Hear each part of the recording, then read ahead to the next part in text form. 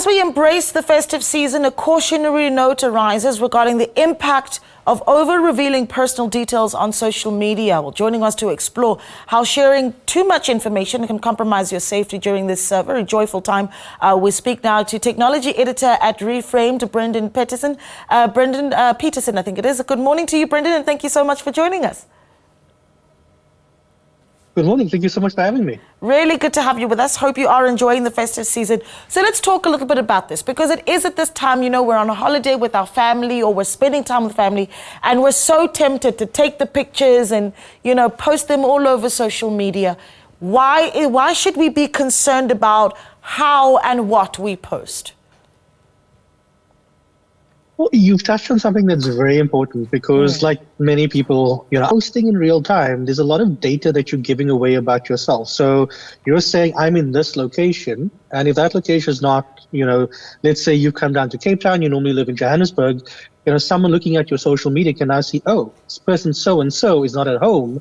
They're there with the entire family, so this might be prime pickings to come and, you know, sort of help myself to what they have in their home since they're not there. So you want to be careful about posting information like that online, and even things like, you know, plane tickets. You know, sometimes people post them with those barcodes. It gives away information that, undesirable people can use then to sort of either, you know, put your information on a database that you don't want it to be on. You're getting spam emails, or they could just, you know, see your passport information, your ID, you know, flight information, and clone that and use it for something else. That's really, really scary. Okay, so the first one being not posting where you are in real time. Can we explain what that is and what the options are? Because I think sometimes, because, you know, me and you perhaps might be a little bit more, have more affinity with tech and social media, we understand what that means, right? So what are you suggesting? So instead of saying, you know, let's say, for example, I was at the beach right now. Right. Instead of me going onto Instagram and you know, Twitter, or X as it's now known, or Threads or anything like that, and posting right now, being like, look at this amazing view I have at the beach, and then tagging, you know, the location as well, because normally these social media platforms involve your location data. Don't post it now. You know, maybe post it once you've gotten home, and don't include the location. You can just say, had a great time at the beach. You know, you can post it a few hours later. You can post it a day later. Don't post it in real time, and please do not share your location. And also, you know, if there's anything in there that's giving specifics, you know, like let's say, for example, I don't know, you were at Muizenberg Beach, you know, and it's giving a specific location of Muizenberg Beach. Don't include that. Try to make it sort of as generic as possible. You can still share your things, just don't do it as you're enjoying those moments. Enjoy the moment, live in that moment, and share the memories later. You talk about apps that they in themselves have this sort of location tracking, you know, and perhaps we can talk a little bit about those. I certainly have seen networks like, for instance, Telegram, where I'm able to see the locations of people I barely know, right? So let's talk about settings that we need to then have in place, how you ensure that the platforms that you use don't, even without your knowledge, share your location. Which is a great point that you bring up, and it's something that, you know, the big platforms, so Android and iOS, which is obviously what Apple's iPhone runs on, it's been a big sort of update feature set for them over the last year or so. So when you're downloading and installing an app to your phone, you're now getting asked about what data you are okay with sharing with that app. So whether that app is Instagram, whether that app is TikTok, whether that app is Facebook, you know, WhatsApp, it doesn't matter. You're now being asked, is it okay if we share, you know, this data? One of those things is obviously also your location data. And then with that, you normally get controls within the settings of your actual device to be able to say, I'm okay with sharing location data, but let's not make it specific. So you can still share it, so you can get, you know, if there's specials in the area where you are, you can still get those specials appearing on your phone, but you don't have to make it specific, because what devices are now sort of doing is they're able to sort of make it specific almost down to the meter, depending on which device and how strong your connection to your network is.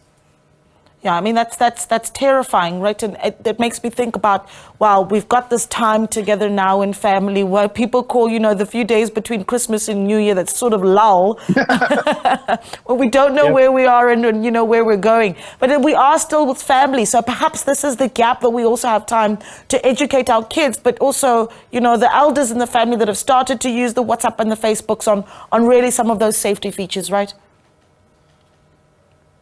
No, absolutely. And I think this is the time where sort of within the sort of tech media community, we joke that we are tech support for, all of our respective families. Because this is the time of year when people are getting new, tablets, laptops, phones, some are lucky enough to get consoles. And this is what we do is, we're helping you set it up. But ideally helping you set it up in a way that is going to keep you safe. So you can still get the full functionality, but you're not worried about sensitive data being leaked or shared with people or apps or platforms you don't want it to be shared with. But there's also some great resources online that will give you tips on how to set it up or how to change your location data so that you're not sharing things you don't want to share. Yeah, but even if we are home, I mean, we've certainly had conversations around, even if you are not on a holiday and you are actually spending the holiday at home, ensure that even as you post on social media, the images that you show don't show specifically where you live, because now people know you're home, and those are sometimes little features like something that is particularly outside the house that is very distinctive, right? Mm. So yeah, you again, you raise a great point. A friend of mine has just gone home for the holidays to spend time with, her family, and she's posted some lovely family pictures on social media. But I looked at them and I was like, I know which province you live in because you've told me, because we're friends. I know which town you live in, but now I can actually see the number of your house. Yeah. And if I look off in the background and I blow up the picture, I can actually see the street name. So now I know exactly where you live, even though you've not shared the exact location. It's because you put identifiers in the picture. So think about those things as well. It's great to take and share these pictures. Inspect your pictures before you share them. Put them on a larger display, whether it's a laptop, whether it's a tablet. If you can even connect your phone to your TV, have someone else look at it. Yeah. Make sure there's nothing that identifies your home or hotel that you're staying at. Yeah, because we certainly have that conversation around posting vehicles and, that registration number. And I think slowly but surely people are realizing the importance of blurring that out, for instance, when they are going to post a picture. But I just, maybe, if you will, just that word, that precautionary word, right? That word of caution, if you will, that the reality is, as we become more and more digital, that criminals are looking for us on those digital platforms, and you can take that a step further if you'd like to. And then, of course, once you know that a criminal has spotted you on social media and has gotten to you, what are the steps that you can take then from a legal point of view, if at all? I mean, it becomes very difficult, and you've got to be able to connect and say, listen here, this is how they, this person who broke into my house or, broke into my car or stole my whatever, did it because they knew that I was going to be at this location so that they could steal, or not at a specific location so they could break into my house or whatever.